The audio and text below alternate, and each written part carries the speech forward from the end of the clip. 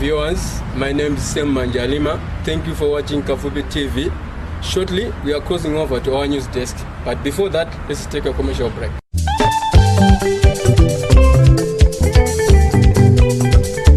Brilliant foods, lumoinity, brilliant foods,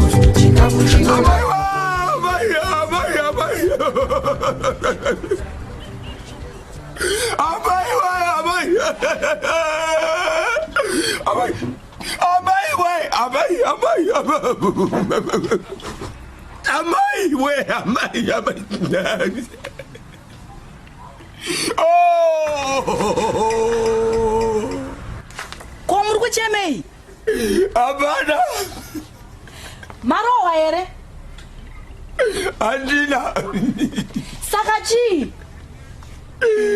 Amaika Munaza food ili apa food hii Handisi kuti ifudu ya mundegere kana kuti auva very nice Amai kungoteza so nemana kiraketa chikafu wacho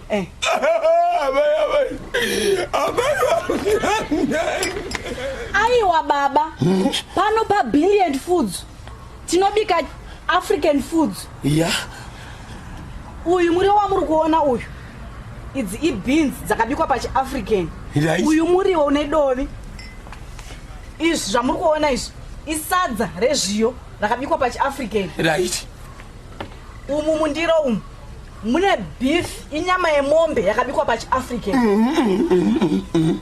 umu mundiro mamuri kuona umu inyama yehuku yatinoti road runner huku dzedu dzemumaraini yakabikwa pachiAfrican baba. All right, well. Musachema, doyenda nemi pa Brilliant Foods, dono jasatare juja magoi, nemuriwo unedoi.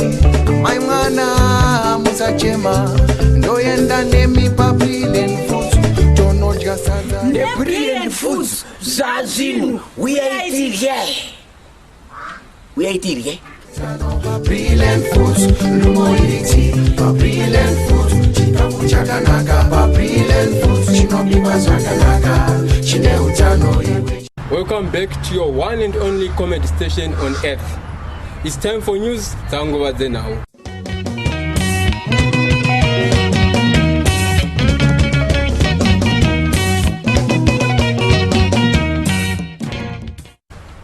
Now zichiverengwa na Fredi Manjalima. Misoro yadzo mbavha dzanga dzarura dzazobatwa.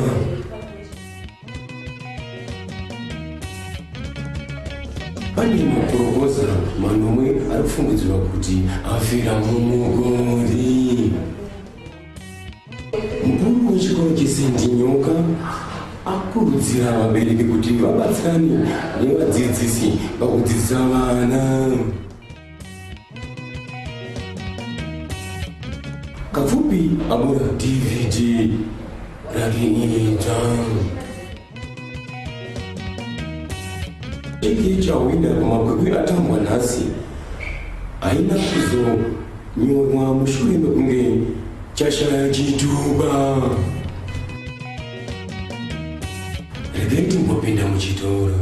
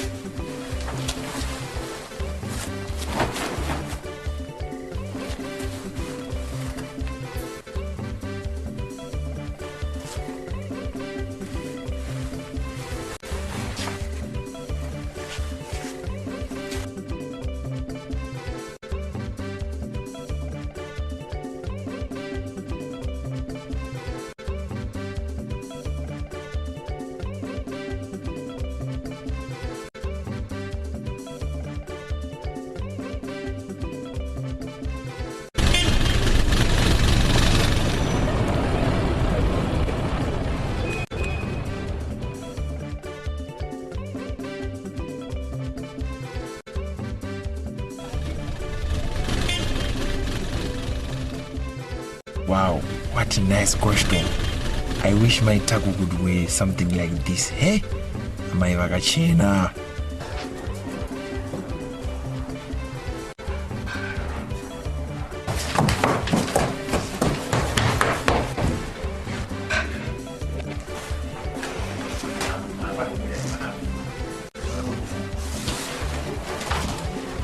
May you please come in?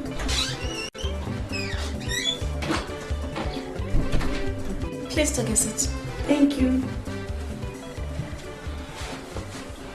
Okay, my name is Kamtresha Milampario. I'm the administrator of Shalis Investments. How best can I help you? Interview. Okay, which language are you comfortable with, English or Shona? Shona, ma'am. Mangamauya ni CV renywera. Yeah, ma'am, ndandaya na receive langu. Okay, yeah.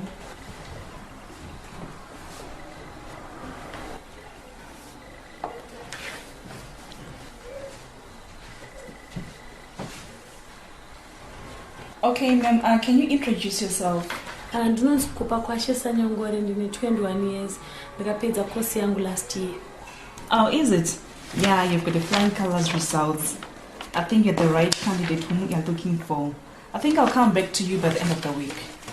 Well, thank you, ma'am. I hope it will be a favorable response. Okay, have a nice day.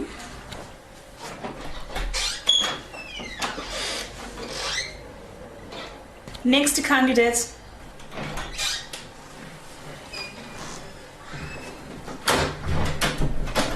Please take a seat. Thank you.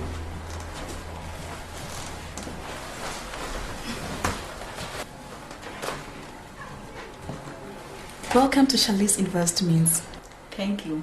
Okay, my name is Kamtresha Milampario. I'm the administrator of Shalis Investments. May you introduce yourself, ma'am? In English or Shona? Which language are you comfortable with? Shona, madam. Okay, so you can introduce yourself. Ndinonzi Precious Cabrito. Ndane 2 years ndapedza course yangu. Saka ndaka-applyawo ndaona vacancy yenyu. May I see your CV, ma'am?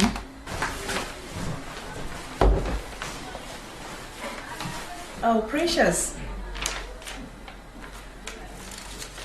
Okay. From here, that would open to the next office. Wona mskana arimo okupa ma forms ekuti ufile watowana basi. Sure. Thank you, ma'am. You're welcome, Precious.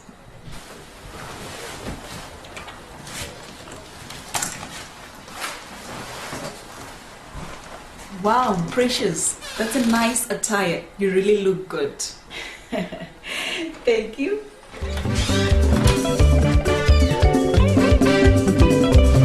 Ne brilliant fashions. Zvinhu zvese zvinoendeka. Brilliant fashions, where you can get your best African wear.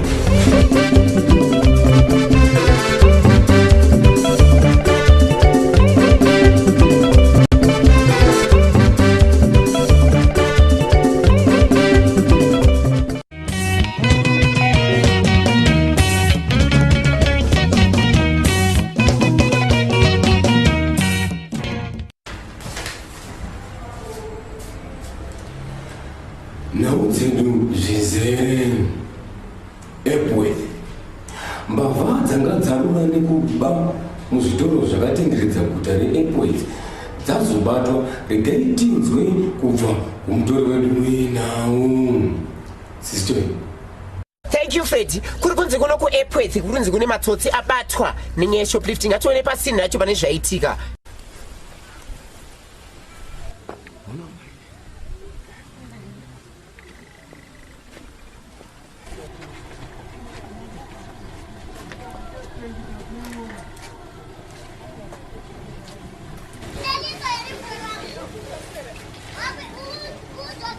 Maswera siapa ini?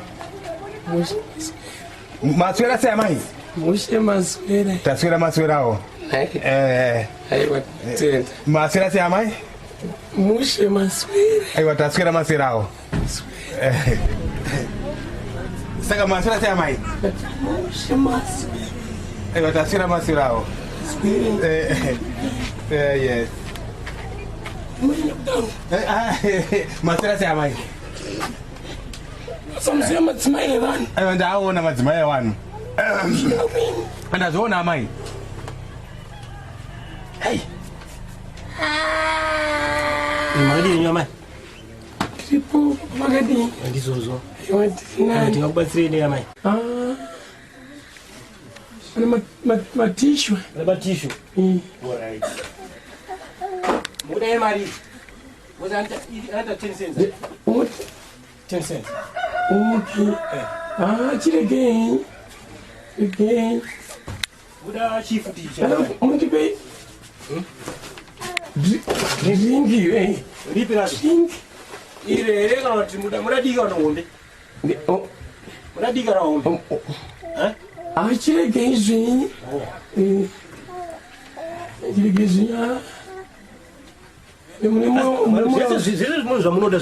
Zirimo ndazviona. Mama tundura ndazi kuti nemoyo wakanaka. Aiwa ndozvatinoita kana tichitengesa customer care. Ndiyo atinoita isusu. Handiti kuita kuti muchirambe muchidzoka muchitenga pano. Mbonzani. Makuda kunzozwa zita rangu amai. Aidonzi apiri amai. Apiri. Apiri aiwa. Aiwa amari andipasina hapo. Aiwa muchangoramba muchiwa muchitenga mama. Naika. Makangowana chitongoti pari yacho ndiri kunetsa. Kuzozo mangoiwana ndo shop yenyu tinohodhisa futi wholesale. Chokwatoka ndichipinda hangu muno. Muchitenga. Aiwa ndizozo. Jitarisa. Aiwa ndizozo. Aichawanika mama mai. Alright. Sema kwenda mai. Tankwenda. Aiwa mashopa naye. Shakauma ndandaya uzangu shopping. Window shopping. Nomi shopa kuno kuona mari yenyu. Maona manje. Mwana chani problem. Ane problem yeji. Akangofunga baba wake chete.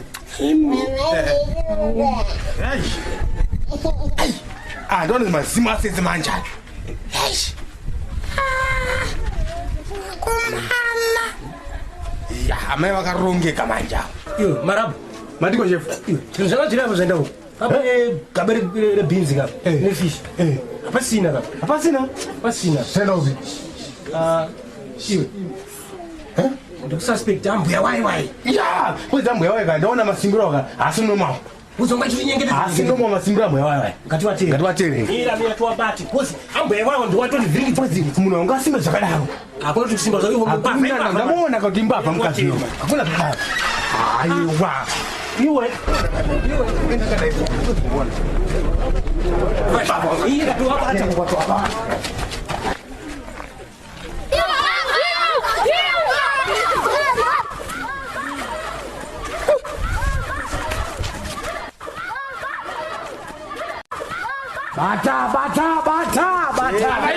Bata.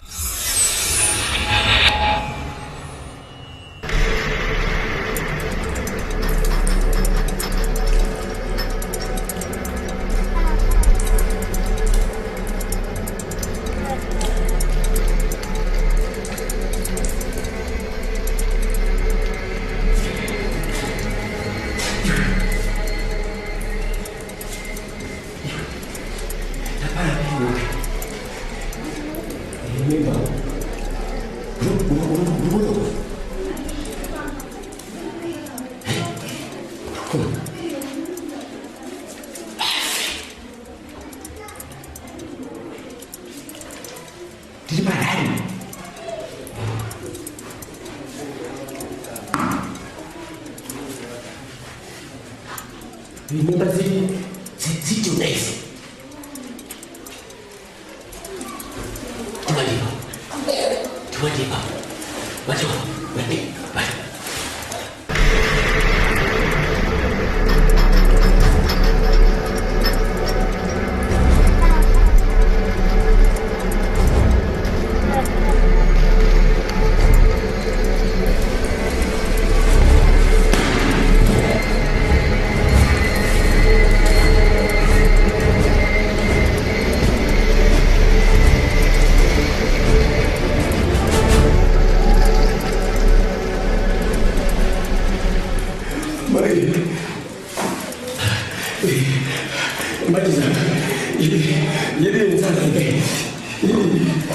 Mama, Yedi sana ke. Ya kamu. First time sleeping with it. First time. Sorry, I'm I smell it. Lu tak tahu dah lama. Ambil tu.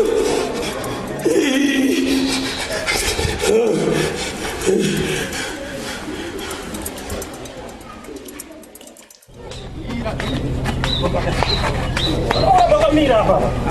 Kau lihat keadaan kau ni. Wasiat Zimbabwe itu. Wasiat Zimbabwe itu. Mana di sini mana? Aida hukum. Tapi zengo. Penguasa masuk ni buat ni. Bisa juga sudah usah short mani. Nampak ni tahu dah ni. Awak sudah nak mani waktu. Kasi mcaka shoot za mari. Uzuka kuna kwa endo.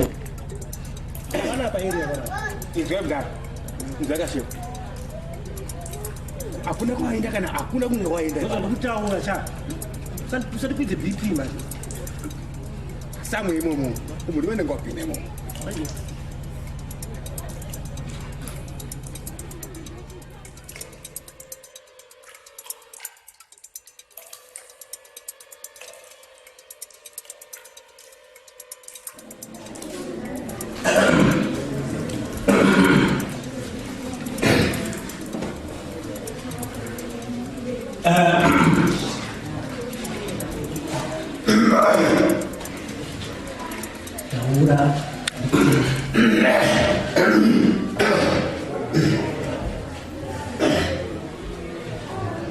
Right.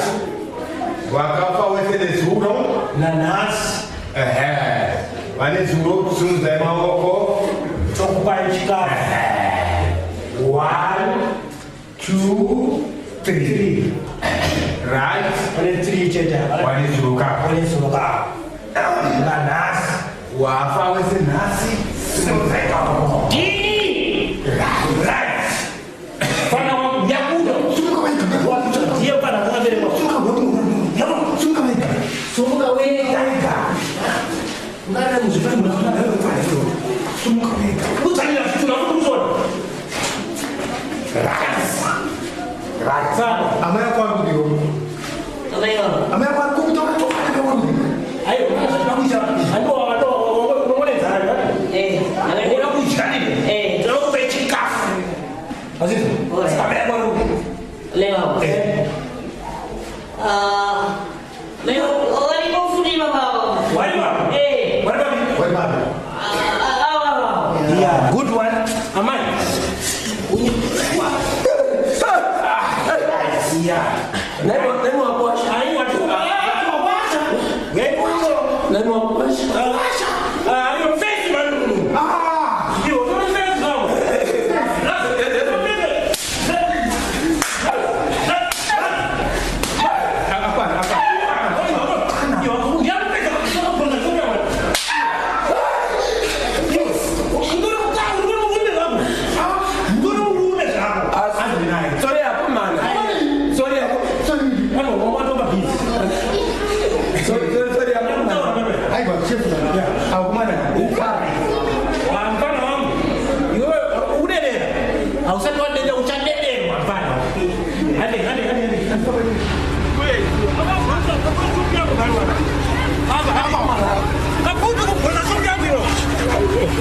Ayo, aku mana tu? Bambai channel, bambai channel, bambai mana? Bambai. Yo mana? Yo mana? Aku kan mau buat. Buat jual han, kau ni nak nak. Kau kan mau mati, mati je. Anu bukan apa? Aku kubang tu, aku dah masuk. Mati je. Ya, weh. Sampai food apa? Nama tu.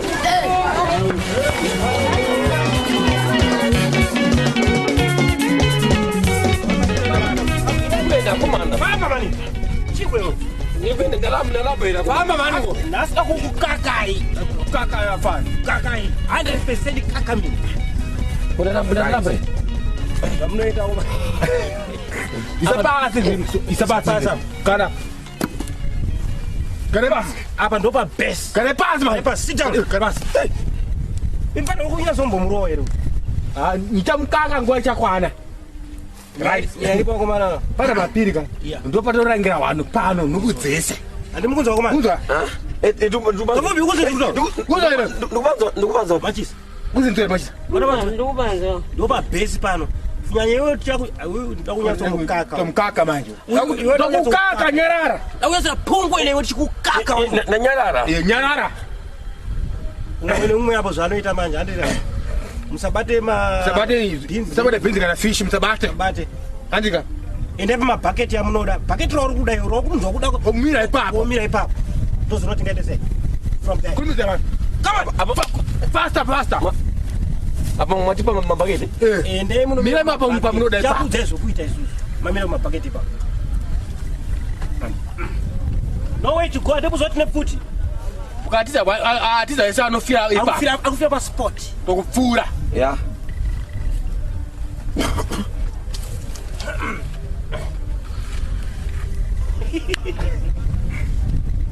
Machisa yedu ya nzara ikai. Ndikufira bizi Kapfupi. Sipa Nani maofisa ida. Inda. Nene chama. Mati.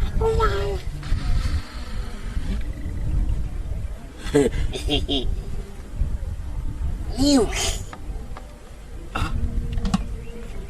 Kata kulitiendi. Tenda ku. Tenda ku. That is no way to go to the footy.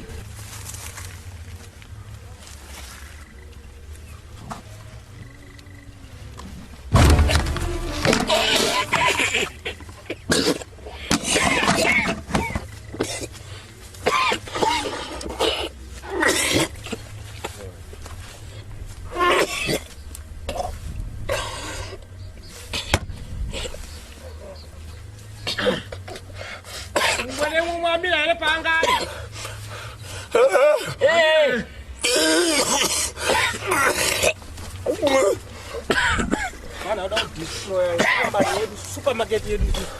Brilliant. Mamira pamunodanira. Chef Mireko. Ndokuita rafu ndokuita wastaki. Wanzwa. Tinokukaka pana kaka. Wanzwa. Ndokukaka. Afana. Amsati makaka. Iwe. Kuona huko. Audazi? Uliza. Akutofemereka zake. Ndokukaka manje. Wanzwa. Ndiri rafu. Ingawaje tinokuendera mberi nyedu. Andiri mukunzwa?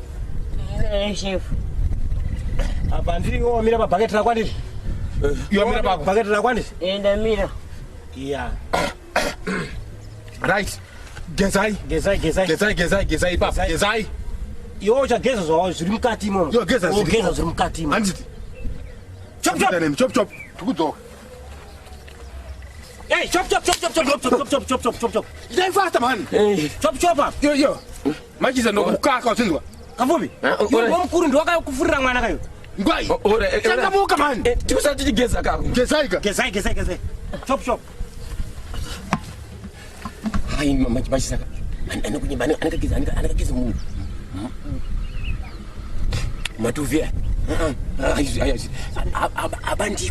Abandiwe iwe uya. Abandiani. Ayo iwe ndiwatora. Saka tora matuvia. Ayo tora matuvia. Ayo Kapfupi. Yomira ka uyogeze yomira mfwa. Wari manje ngambira.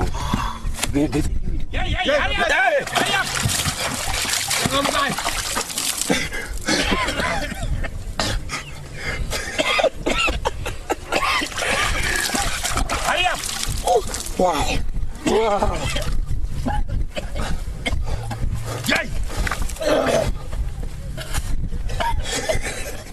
Agora kukosora.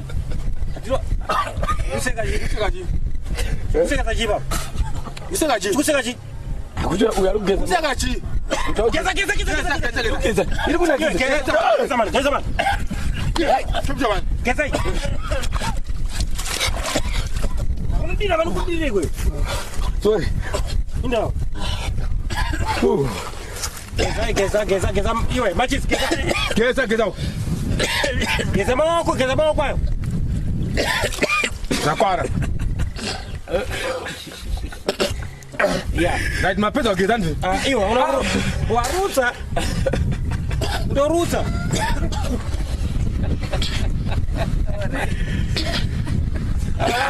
Ndo ruta.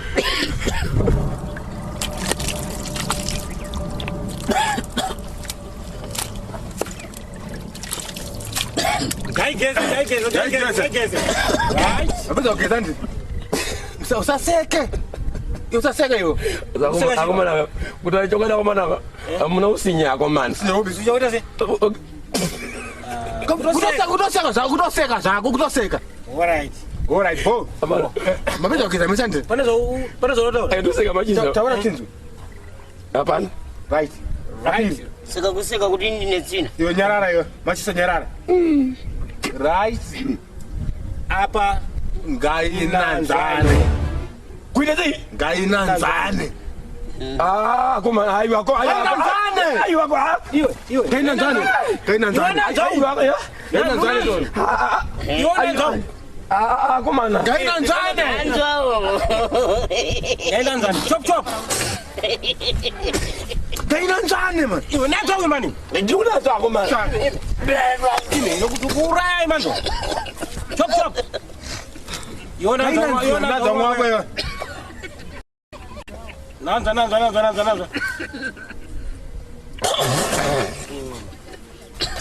Right. Fresh kafshenyo.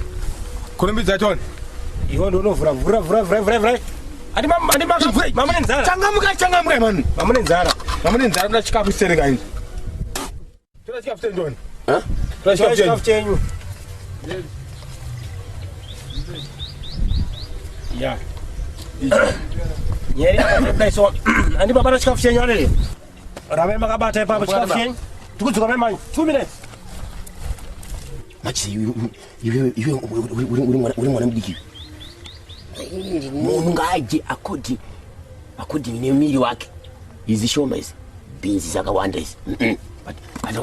But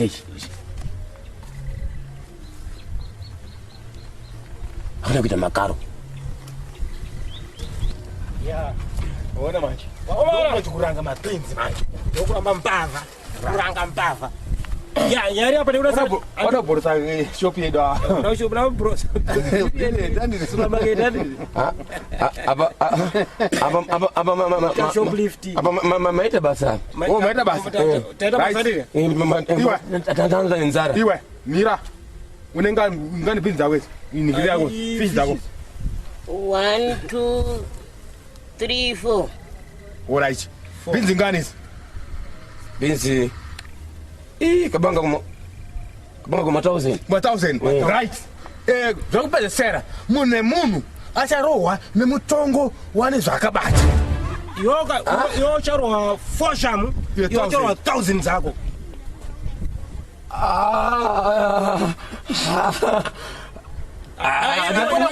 Ndakabata binzi. Yo ndota kuona utakobata iwe. Saka ndonya iripo. Sebas. Ndati uindeka kabata binzi uyakomana. Yes, yaipasi. Tukutangana nawo. Tutangane wewe shoma. Uyapa. Yabo. Zamara basi. Chop iwe. Takwenda kazi. Roa. Kaka mfana. Roa mkaka munu. Cheme. Iwe. Don't cry wangu.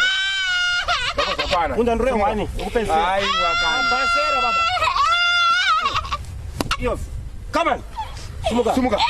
1000. Uimaje kawe. Hata mimi ndira ku lunch. Tea time. Metata mumuruwa ato kutozoenda ku lunch. Alright. Ngapiswe munhu ngakakwe munhu. Yati kukakai baba mimi. Wati kukakai. Kapfupi. Yo. Ngakakwe munhu. Takukurowa ai baba. Kaka. Takukakai baba.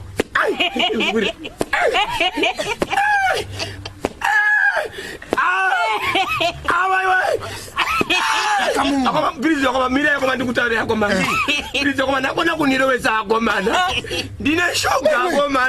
Wabashuka futi. Wabashuka. Mira. Wabashuka. Unashuka futi. kuti urenga sugar food 4,000 4,000 aibonda 4,000 ana kuti ndaba sugar ndine chirwere cheshuga sugar tinga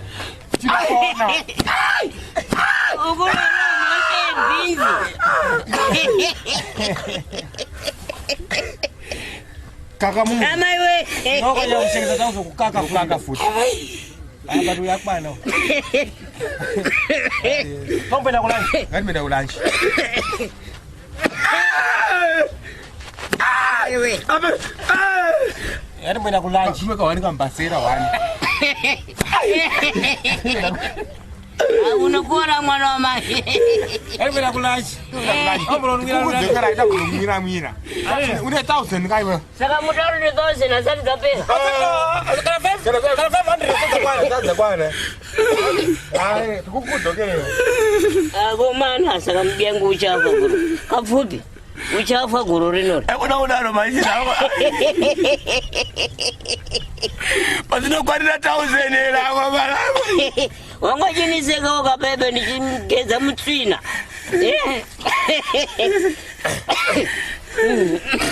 kusikachi hapana mara hapana kusikachi zako zaita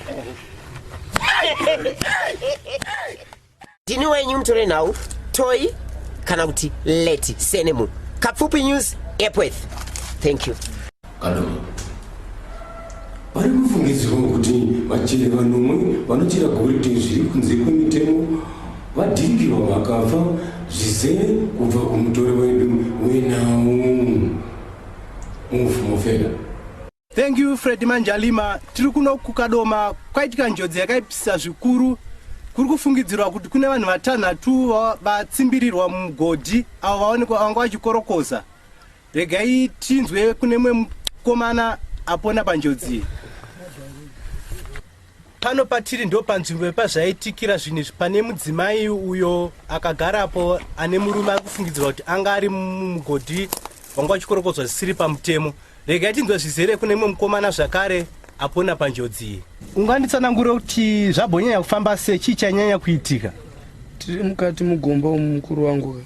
Ufunga ndaudza mukoma semodha ndikati mukoma onai matombo ari kungodonha chikubva mumusoro. But pane ndichanga tichiziva kuti zvinhu zvichazoita sei saizvozvizvi. But mukoma wangu semodha itase asara mukati umu. Ndazongozvingopana ndikuona mvura yazara ndazongobuda. Saka zvinhu izvi mama nenguva yakadii muchiita zvechikorokoza izvi? So far zvakane 3 months. Zvinhu zvinosuwisa zvasara dzimwe mhuri dzisina chekubata uye vasina nenematemukanwa. Asi zvisinei kune mumwewo mukuruwo anoonekwa nezvekukorokoza Kosi Ruzi uyu mukuru wemakorokoza akukorokoza zviri pamutemo ane matsamba ati iye achabatsira mhuri idzi dzawanikwa dzichirwa nenjodzi yekudhirikirwa nemugodhi. Ati achadzibatsira nema 50,000 pamhuri yega yega iri kufungidzirwa kuti vatsikirwa mukati memugodhi uyu. Mhuri dzawirwa nenjodzi dzanzi dzichawanikwa dzichabatsirwa nema $50,000 pamhuri yega yega. Ngoma samoja budire mgomba ngoma samoja wabudire mgomba une dzungu naye mfana mwandilete tofamba netonera kudhara yo ngobuda mgomba urubudire chii? Mvura mkomo wangu. Hai mvura kupi mkomo. Madirikira mkomo. Kudirikira mkomo. Iwe mpana uredi madirikira mkomo. Vanhu vavharirwa mkomo. Iwe mune vanhu here? Mune vanhu mkomo. Ukutaura kuti mune vanhu here? Mune vanhu. Wakomana.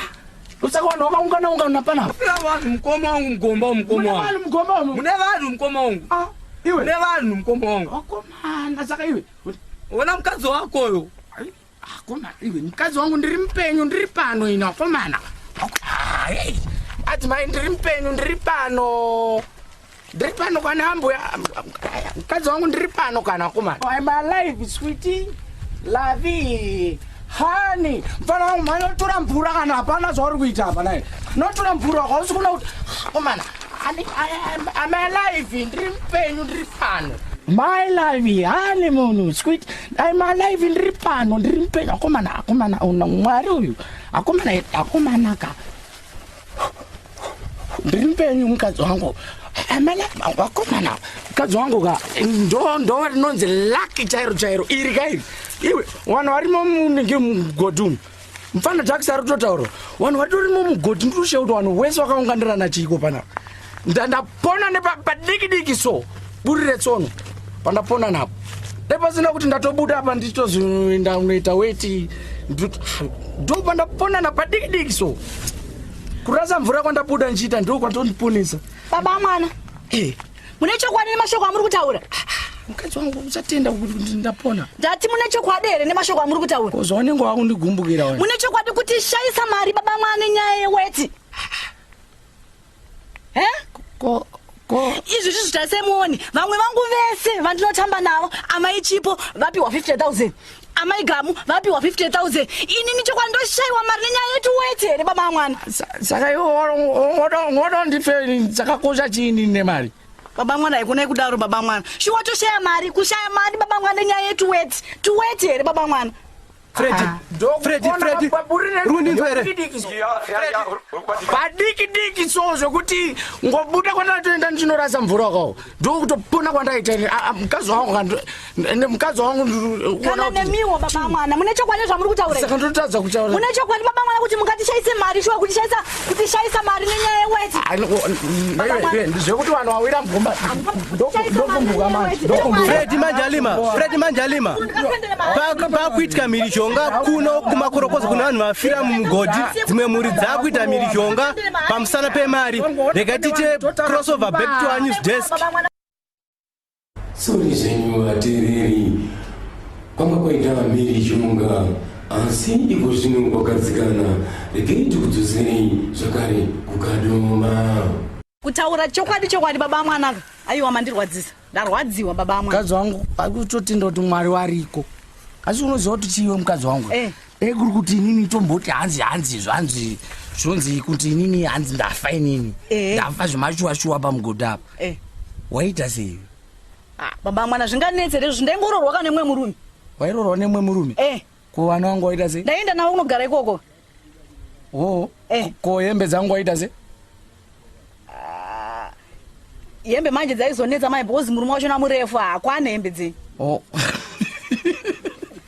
manje mawacha nemurume wako handina kufa ndiripo I'm alive ndiri there zviri kuno zvakaoma Freddy Manjalima zviri kusekesa nekusuvisa zvekare rega tiite crossover back to Kapfupi News TV ndini wenyu Mofela Kadoma Sendinyoka mukuru wechikoro chesendinyoka akurudzira vabereki kuti batsirani nevadzidzisi kudzidzisa vana kuti ramangwana ravo ringe rakajeka. Regai tione chiitiko ichi.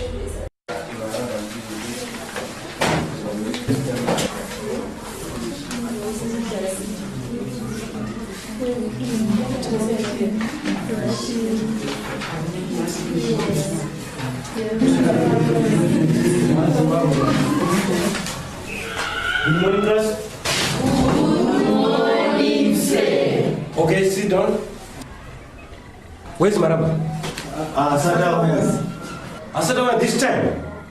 Today is Friday, 29 April 2016. And it? Yes.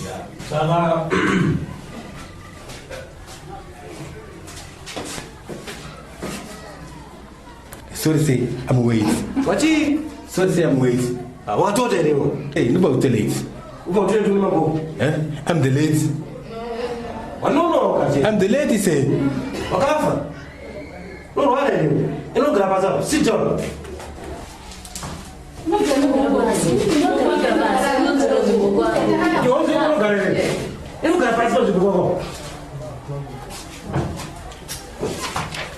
All right. That's what we tell you about. What did you? Yes. A, E, I, O, U. I did it. Yes. I did this one time. A, E, I, O, U. So what did you? Yes. But A, E, I, O, U. What did it? Yes. Now who by Wednesday? So why? Yes. A. Ana akagarama saga. I. Maraba, tendisa. Sumuka. Sumuka. Apa aja mbok sege sama. Ene agak gara esake. Alright, then E. Ine igere esake. Then O. On, go. Also go. Then U. Ukuguru. Usugu. Anokwanisa kuwaka zvese zvikwete zvakachitwa maraba zvazvizizo. Alright. Hello mtsikana. Ande tangidza pana kubva pana A. Amai. E enda. I imba. O ona. U unu. Good. Bless you. Yeah. Nyika yedu isati yakunzi Zimbabwe yainzi Shikare. Yeah, we are Makona. Good one. Wambere maoko. Bless you. Yeah, lati munduze kuti munhu akaonda anonzi chine chirungu. Maraba. Matishe. Andizi chef wako ndi matishe. Munhu akaonda nechirungu anonzi nechirungu. Anonzi skin tight. Akoma. Iwo kufunga sei wewe maraba. Mushe. Apa unga zozongo nikukupa school fees para. Uri serious kama Johnson? Ndi serious. Tuzo. Akona. Slim kana kuti thing. Good one. Very more. Bless you. So maraba ungati muna skin tight. Kana kaona. Takanozi? Takanozi anzi chine msikana. Skin tight. Alright. Munhu anorwara malaria. Anovamba tablets anonzi chii. Maraba. Se. Taura muzana mwanelo mosquito kwero. You read that muche se. You so answer Effias. Yes, inonzi coatameta. Good one. Bombere mo. Bless you. Kwete marako zorukuita. Bless me. Yeah. Mapepa akaraswa ndizva akazonhongwa akagaiwa inonzi chiyoyo Recycling. Good one. Bombere maoko. Bless you. Yeah, tapa mombe inonzi chine chirungu. Sei maramba. Se. Mombe inonzi chine chirungu. Mati. Mombe inonzi chine chirungu. Forogo. Iwe urege. Forogo ka. Iwe saka zvatumika pa Spain. Forogo ka. Forogo utasei kwenda wewe.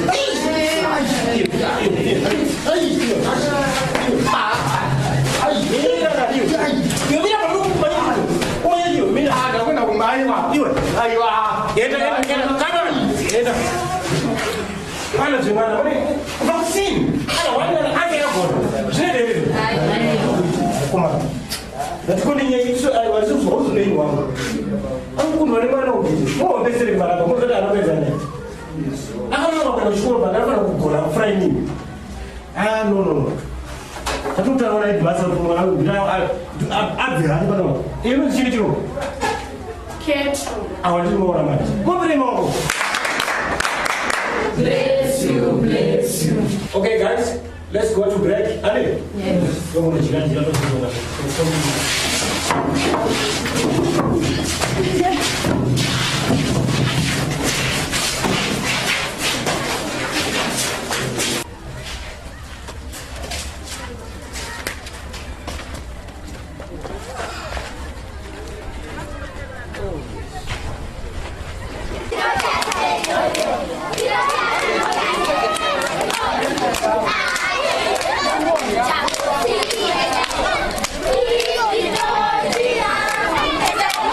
Thank you.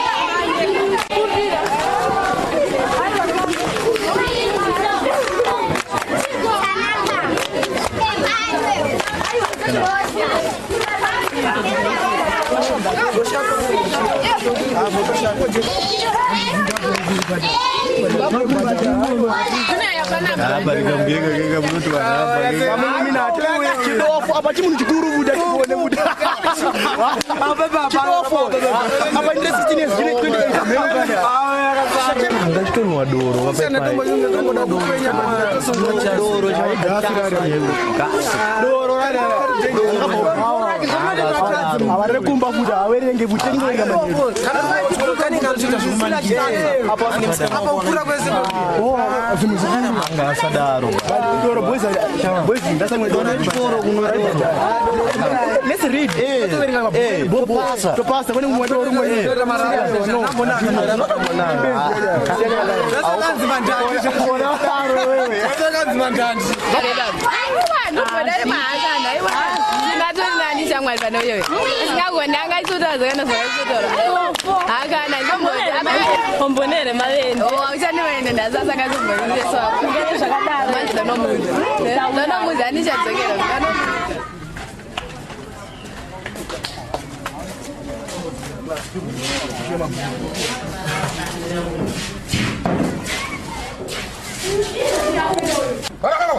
Kujamuka.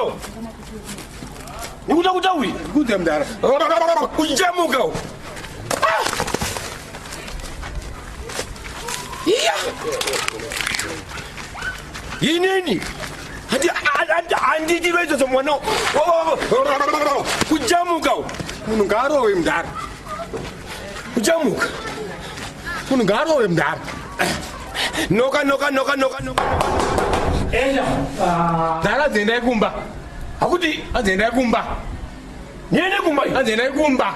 Uza kutaura kanzenda kumba. Noka. Kami. Baba, mafika kamini kani. Aliki kamini. Uza kutaura ka. Na sana. Ayo ndo. Noka. Charua mungu baba. Nibe undizio noka baba. Ketim. Baba, anzokera ugeti. Nzokera ugeti? Ina kuona hii. Ugeti. Anajoka. Anzina ugeti. Iwe, anzi mune dzunge da ugeti. Iwe, ena ugeti. Hande ugeti. Pinda.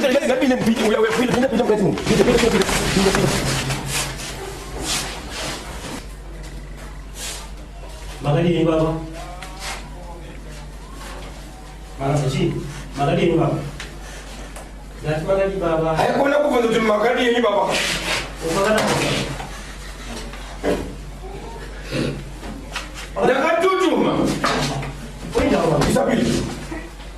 Chicha. Baba, inda baba. Chiku baba. Nyika kufunza kuti ndo kunonzi kuranga mwana leo. Baba mwana wanya ndike baba. Ase okay fire. Question my answer. Uzindwa. Baba mmoja wati chikochi kunjepta.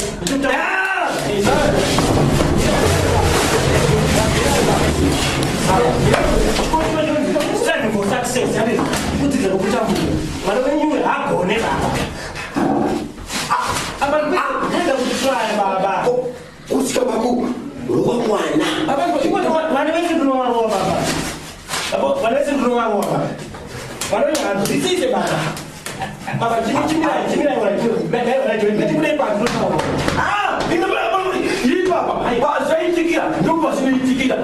I'm telling you. Yeah.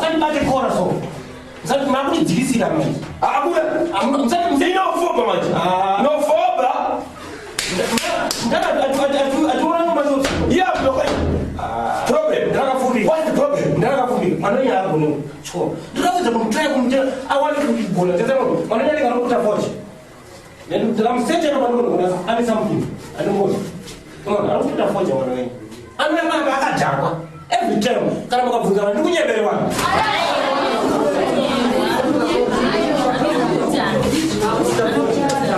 I'll put a fortune on me. I'm not a java. And this is it. If what you and the more. In the Zata, Baba. And I knew it was no one great one. And then more. Now was more big on the teenage room. Chet. And then more. What up? kuti mombe inonzi chini. Are you serious? Kuti I'm bataring mari yangu inini? Sorry mdara. Kutaza kuti mombe inonzi chini. Ayo baba. Wow! Afuna kumanya. Ndizozo. Mwana yangu kutaza kuti mombe inonzi chini. Nechiru. Are you serious? Makuta urayamda. Kukutaza kuti frog. All people kutama. Andimubona mara. Mwana yangu oneze sho. Sorry. Yeah. Muzizisi. Ayo ndozindwa hii. Ata kutisa nasi baba. Uri utalasi. Thank you so much. Inonogara kuni wako. Sorry muzizisi. Ayo ndizo baba. Ayo tijenzo kuweza kudzisa kuti pamwana ngoja nani kali pafoja baba ngati patsana kudzisa kwatenda kudzisa kwana kunogwa kana kumba ipo kwadzisa futi. Yeah. Don't try. Anyway, don't try. I'm gonna eso te say more. Stand up. Sit up. I'm going to be down. Can I pass? Yeah. What are you? What are you? Thank you. I'm going to be back to my problem for the school. Yeah, we don't listen. I didn't. Wait a minute. I want to bring my mother. Sorry, when I go, sorry. I'm very harsh.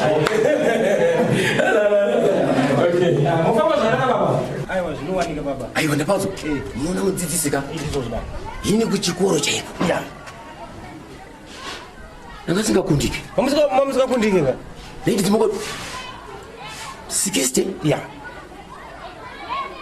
out of 5 all right yini saka maigona baba 50 out of 1 maigona yakadzidza kubva ku O level ndizozo kusvika ku window level aiwa makadzidza baba chapota chingoonana ndichautry ofuti ndimutiche zvakanyanya munopota muchimutiche ofuti kumba ikoko ndakugara nchita kuti mahomework yese naega anditi aiwa pakanaka baba aiwa mufamba zvakanaka aiwa ndizozo aiwa ndizozo ngeni mufamba nendima ndizozo aiwa anyetsonyeta pabhodhi ini tichaiti asati aguma pabhodhi paya asati aguma pabhodhi ndanda kutoziwa anze azvo kuti auda kunyora kuti chi aiwa akatofanana nemi mwana uyu achagona naiga alright baba good one ga alright ngeni mboita basa baba shapu mudzidzisi ndizozo ndotenda aiwa ndizozo nice mufamba zvakanaka baba good one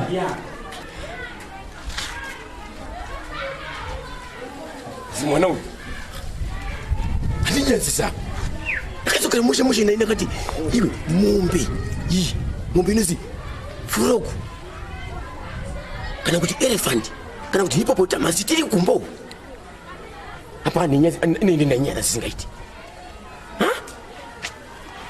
akomana ndanyana zisingaiti ndanyana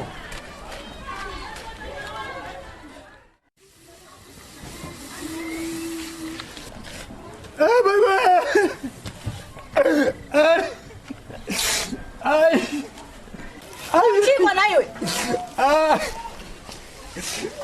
Ewa maramo. Aupindule here nayo.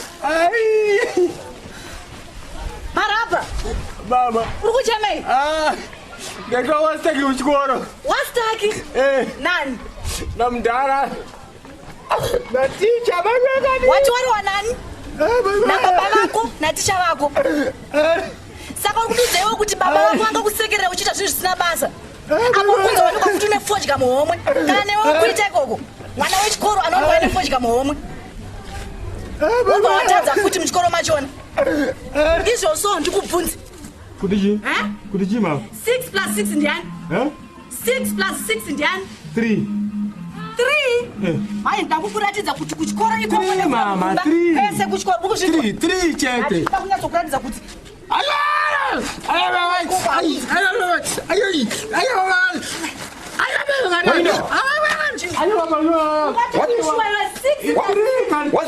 What's cooking? 3. Aunzwisise mama.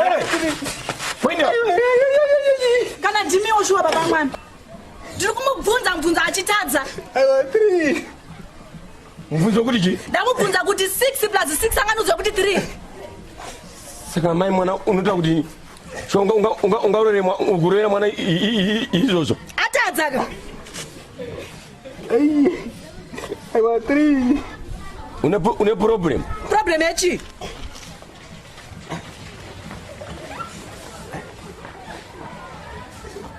kana uchigona iwewe ndakubvunza iwewe bvunzai and make sure ukataza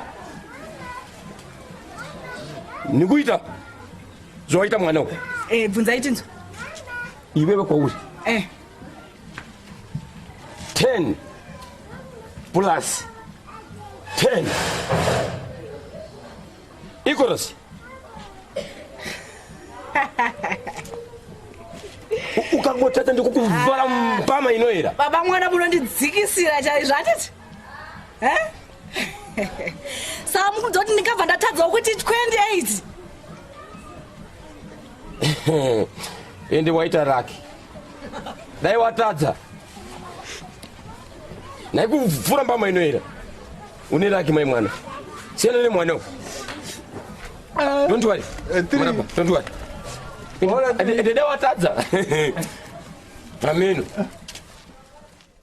kurudziro yandingapa kuvabereki vari muzimbabwe yose vakateera zvakanaka ndezvekuti vana vedu kuti tive tinobatsirana navo mumwe nemumwe mwana ane chipo chake mumwe agone muchikoro asi kumaarts anenge achigona kuimba anogona kutamba bhora anogona takava nekubatsirana nevadzidzisi vana vedu vanova neremangwana rakanaka ngativapushidzirei pavanogona tisarambe takangovashora nokuti vazhinji vabereki tinoti mwana akatadza muchikoro haachazi mwana kwaye nyamba nezvimwe zvanogonawo mwana aripo pakubatsirwa kumba obatsirwa zvakare kune mudzidzisi ndiye anoswera nemwana zvari kuona pane mwana anenge achida kuti agadzirise akamirirawo mubereki ngatiregedze kuva tinoshorana nevadzidzisi kuti vakanganisirei vana vadzidzisi vaitire chi zvakadai kune vana vari kuedza nepose pavanogona kuti vana vave vana vakarongeka saka ngatirege kubatana pamwe chete mahomeworks avo ngatishandei nawo mukutaura nawo ngatitaure nawo nemazwi ekuvakurudzira pane kuvadzikisira nguva dzose ndinotenda chose nerutsigiro rwatinopa kune vana vedu ngatizame nepose patinogona mangwana ndo vana vachatichengeta mangwana ndo vana vachatisimudziro zvakare patakakundikana vana vachatangira ipapo mwari akapa mwana mumwe nemumwe chipo chake nokudaro tinotenda rutsigiro rwenyu pane vana ngatirambe takadaro tisavatarisire pasi nevamaini musikana nevamaini mukomana azviendeke zvakadaro mitambo cheki chigure chawina chakunda zvimwe haina kuzonyorwa mushure mekunge chigure chashayiwa chitumba ngatione chiitiko ichi zvakanaka Fred Manjalima panapa ndiri kulimbani mtima Nyau Group uko kwangu nemutambo wezvigure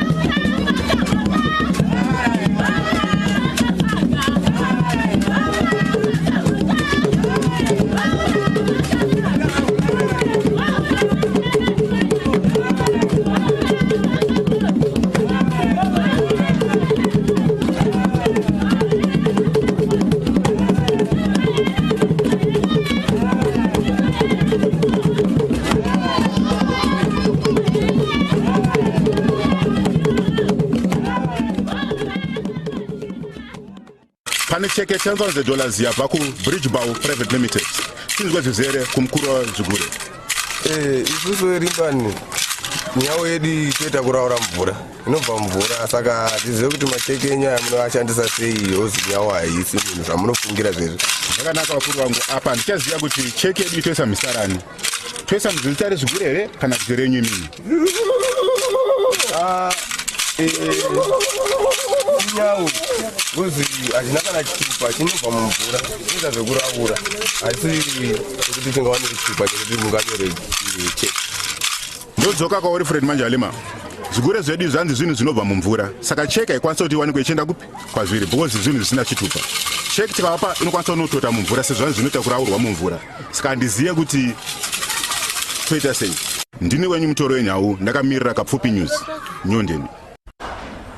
Nhau dzamakatera dziri kubva mumusoro mangu mimanzi. Kapfupi abura DVD idzo rinzi toothbrush. Regai timbopinda muchitoro.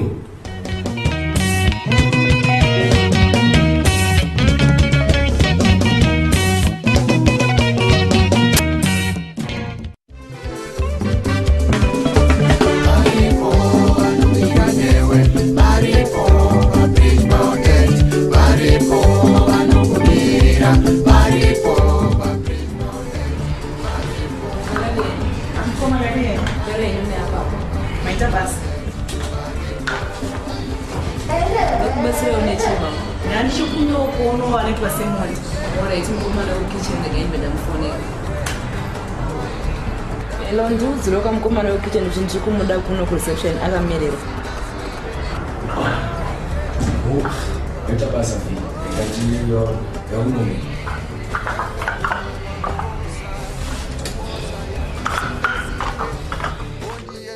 Singade manje. Those singade wakatanga rini kuya kubasa kwako. Tanga nasi kuti chi. Tanga nasi. Saka uri kude. Damari. Uda mari yechi. Damari kuchengeta mwana. Ukwani wazvinzwa. Kaniwo futu. Ndakakuudza kuti iwe uchibva ngosiyana nezvangu. Onzo. Kungoti pakangoita mwana chete sha. Iwe kusiyana ndakatosiyana newe asida mari kuchengeta mwana wako. Kuti utaura mari yekuchenga ndokukwatura wakada kuonerwa. Ndokukwatura wakada usade kuonerwa navanhu. Uzvinzwa. Usade kuonerwa navanhu. Aufunga kuti manje basa randiri kutambira ndine kana payslip manje wanyura. Ndiri kutongoita kabasa ukadikidika. Ndakana payslip ndezvako ezvenda. Kada kushaya mari yacho chaiwana kupi. Iwewe ndio chatondipa. Ndo zvandakuona kuti mari yacho chaiwana kupi. Chatondipa ndiwe. Sauye kubasa kwangu. Uniko chitonimatisa. Nini chatokuuya manje kubasa. Kochina kusvika wandipa mari kuchengeta mwana. Usai kupindure kwani mwana wako ruzi. Ndokuuya manje take mari pakamari. Asi mwana wako ruzi. Andi mafront pamari yake. Chaurungo kana uchingonetsa ndakakutaura kuti kana ndakaona mari, pandinoona mari ndo pandinozopo mari. Kana ndaona mari kuzvinzwa. Unewana mwedzi ngani kwa makore makadi. Iwe panendaiwana ipapa handisi kuwana mari zvikunetsa. Iwe saka ndozotopedza goro satambira. Zvikunetsa. Azvimbondinetsa kana azvimbondinetsa. Oh, mwana wako. Iwe ndokusungisa iwe enda nemwana wako shamwari. Mwana wako. Iwe saka ndokusungisa kuzvinzwa. Tora mwana ndokurowa iwe. Mwacho ndomuita semwanda usikumpa mwana. Ndomuita saka izvozvo urugara sei. Tora mwana wako. Ndokurowa uzvinzwa. Mwana wako. Ndokurowa uzvinzwa. Tora mwana wako. Gara nemundani kana ndaona mari ichauya kupa mari. Hatina mari. Toda kuvhirikidza basa. Hakuona kuti mari yacho unoiwana. Sara nemwana iye. Sara nemwana iye.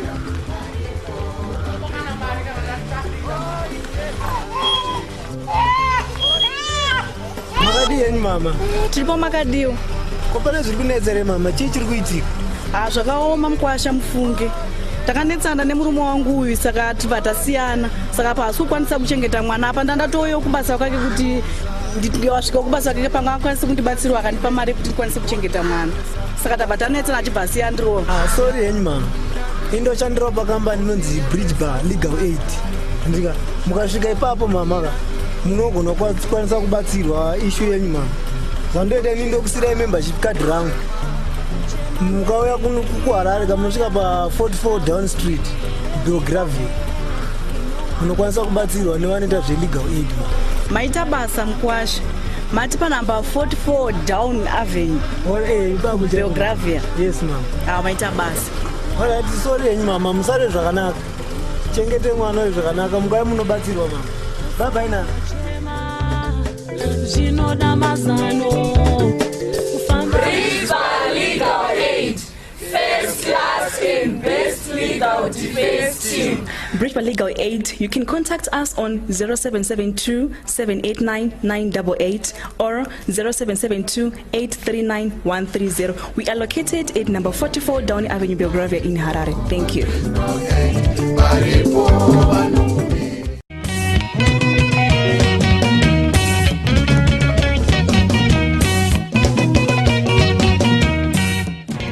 Ndinokuchingamidzayi vakapfupi ndinotenda mwana wamai Fred Majalima ini ndiye tinotenda vakapfupi murisai vateereri nichiti makadini enyu vateereri sei kuti isisi vakapfupi asi mapera puresa musiretete ina kutaura mushonga apera ndambu yako iwewe okay ko yatakaona mumapepa iyi muzinyoronyorwa izvi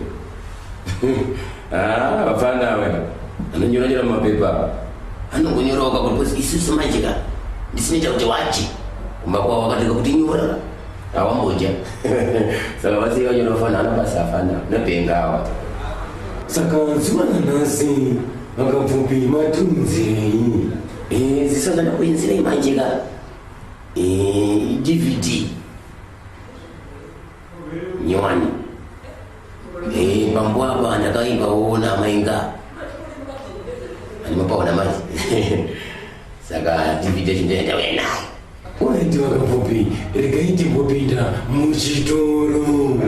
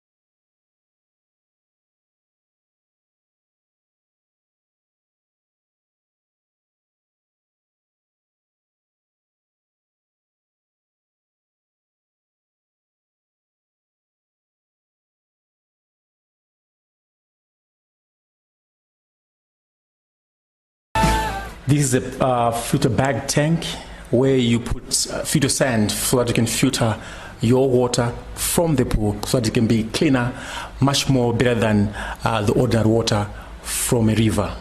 And also there's a pump German made. You know, German is known for the best product ever in the world.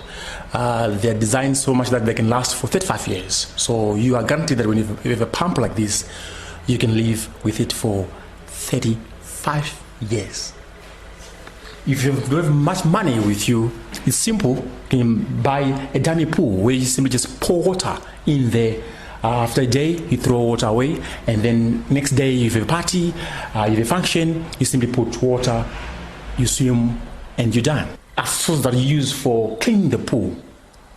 Okay, you brush, and then the one in the middle, you vacuum all the debris out from the pool. Below, just simple chemicals that you use called chlorine. You don't need to go to university for you to understand this. Only you apply chlorine on a daily basis or a day after, and your pool will be sparkling clean. That's how you can manage your pool, and you have all the best results ever. Pool pump. Pool pump. The pool man. Let's talk pools.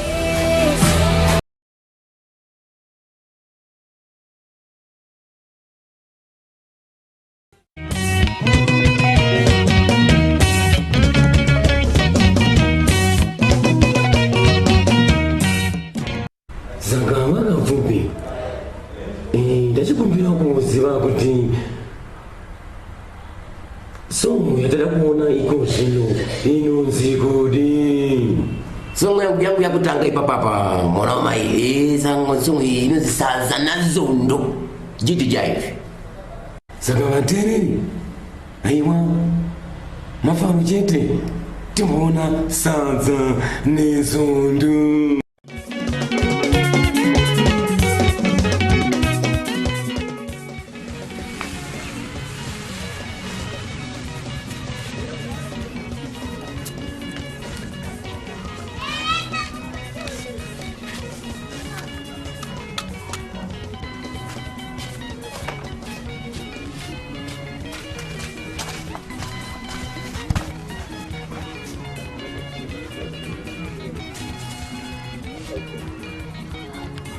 Nai baba mwana chi kwa mna kuenda kunotsvaga basa mabasa ese ari panewspaper apa hapana kana 1 rand ndinoda ini ndotsvaka basa ani kuti rine basa rei tsvaka basa kuti rakarasika. Tinotenga vakadzi varume vakapera basa. Oh sorry. Tinotenga vakadzi varume vasingada kuenda kumabasa. uyai nekuno mkwasha nevasingada kushandira mhuri dzavo.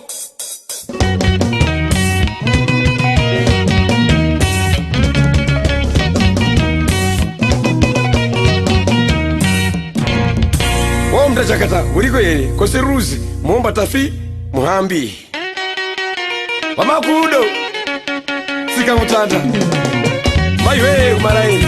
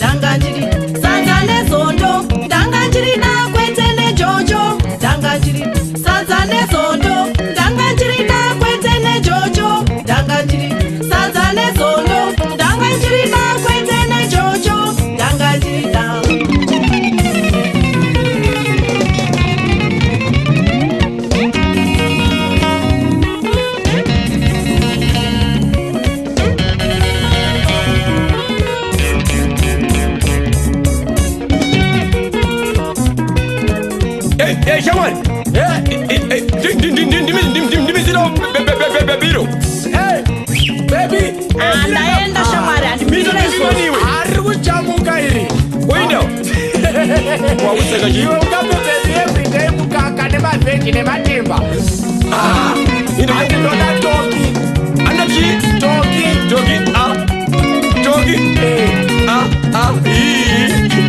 anachika munhu waramba iwe musiaende warambiriwa murombo munhu asawira rega iwe kuongorora twakawanda asawira rega iwe kuongorora twakawanda ihete paulena maiwete paulena maiwete paulena maiwete paulena dosho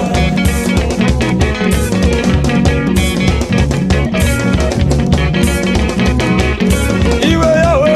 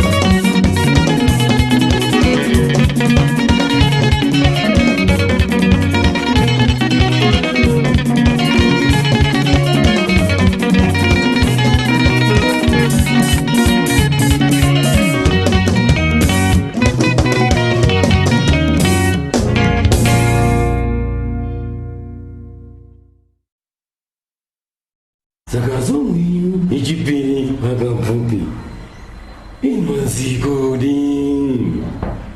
Hey, yakaita muzewe is toothbrush. Don't use my toothbrush. I can't use my toothbrush with somebody. Ine video yacho yoi. Vatereri aiwaka rekaitione toothbrush kumva kuna Kapfupi.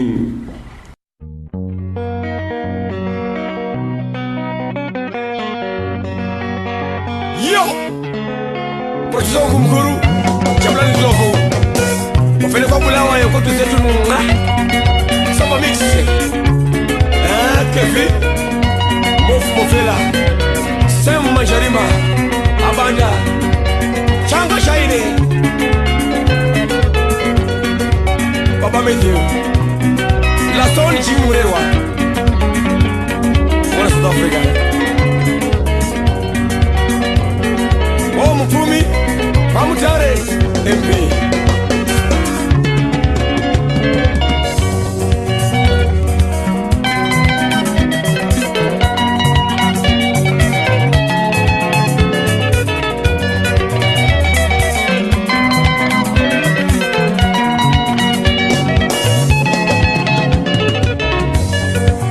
Mwana wa mai vangu yatiwirane motatora tora mwana wa mai vangu yatiwirirane motatora kana embe tora pane chinhu chimwe chatisingasherane chimwe chete icho chimwe chete pane chinhu chimwe chatisingasherane chimwe chete icho chimwe chete iwe mufesi wangu yatiwirirane kasisipa kana mapokata iwe mufesi wangu yatiwirirane kasisipa kana mapokata pane chinhu chimwe chatisingasherane chimwe chete icho chimwe chete pane chinhu chimwe chatisingasherane chimwe chete icho chimwe chete chiname uyatiburukirane keshitora kana pasiroa chiname uyatiburukirane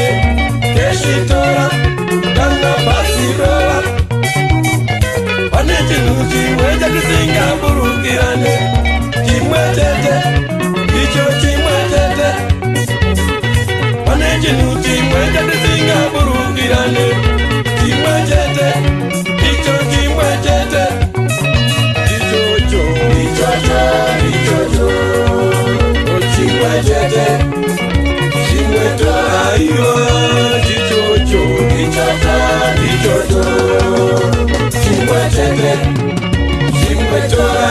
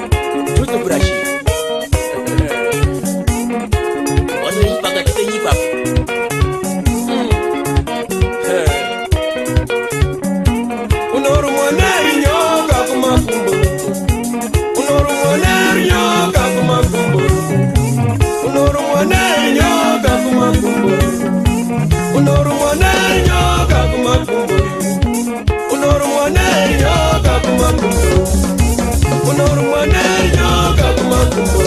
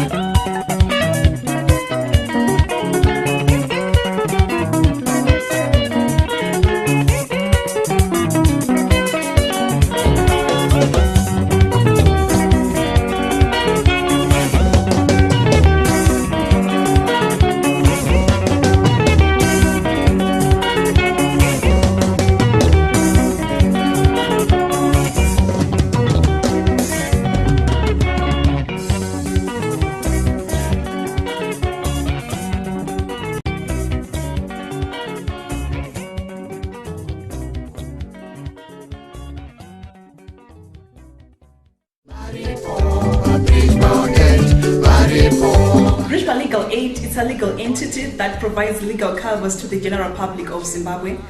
Life is increasingly becoming unpredictable in this dynamic world.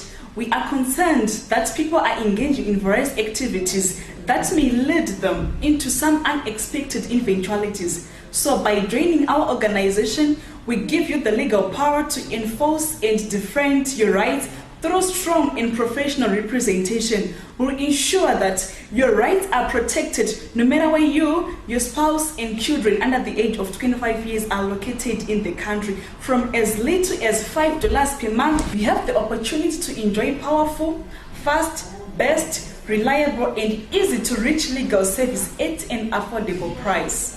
We go beyond the old adage that a problem shared is a problem half solved. To us, your problem is solved once you see our friendly advisors and consultants. We take your predicament as ours, and such we put in as much effort and skill as it takes to remedy your problem. For more information, visit us at number 44 Downey Avenue, Belgravia in Harare, or contact us on code 04 334 or 0774 147 031. Bridgebar Legal Aid, first class and best legal defense team. Bridgebar Legal Aid, you can contact us on 0772 789 988 or 0772 839 130. We are located at number 44 Downey Avenue, Belgravia in Harare. Thank you. Mamiro ekunze. Apiri, are you there? Ezino zvinofungidzirwa kuti mamiriro ekunze achange akaita musi wanhasi. Kwekwe, Gweru, Kadova, Harare, Epworth, Norton, Murambinda, Chebutu. Budai panze muone ndo zvakaita panze mamiriro ipapa kana muchifunga ndikugwenyeperai. Enda izvo izvi. Mamiriro emukati. Apiri, are you there? Zviri kufungidzirwa kuti mamiriro emukati achanga akaita manhasi uno. Matumbu, masusu, nzondora, nzondora dzizepapo, nzondora bisa, nduru, mazondo, mazondo ndokunyepa, mundiregererane. Ndizvo zvemukati ndinotora x-ray ndokuti zvinhu zvenyu zvinongeke unazopekati ena unotora x-ray ndo mamirire mukati imo mune makarongeka tichipedzisanawo ino imisoro yadzo zvakare.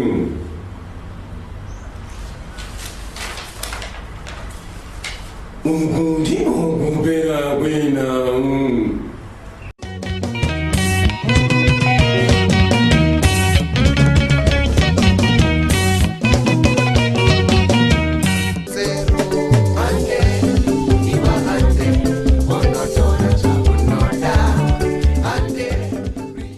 Bridgebar Private Limited, we specialize in ICT products and electrical gadgets. In ICT sector, we sell personal computers, laptops, printers, smartphones, and tablets. In the electrical sector, we sell fridges, stoves, geysers, solar panels. At Bridgebar Private Limited, we have built a reputation providing fast, reliable, friendly, and professional service delivery system which is tailored to optimize product quality and cost effective. Our products are sold on credit facility for zero deposit for a period of 12 to 24 months for civil servants.